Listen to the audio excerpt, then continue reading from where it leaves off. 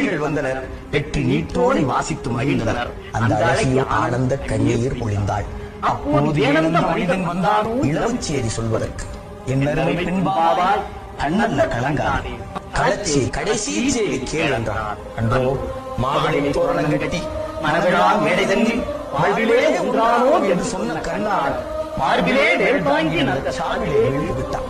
ஆவிதான் போனவில்லை உயிர் வாழும் மரணங்கு அச்சடித்த தமிழ் பதுமை ஊவி அழுதாள். குடும்பம் அதை கொத்தாமல் குத்திவிட்டு கொடுஞ்சாவை படித்தாள், இழித்துரைத்தாள். என்ன விஷயம் கதறி அழுதாள். பணிவெள்ளும் விழிகாட்டு படைவெள்ளே மொழி வைத்து பள்ளியறை கனிபாடி ஆளெல்லாம் கண்டானோ இனியும் தூங்காத கண்டானோ என அழுதாள். அத்தான் பிணம் கிடக்கும் களம் நோக்கி தொழுதாள். சோகத்தால் விழுந்துவிட்டு அவள் காதில் வேகத்தால்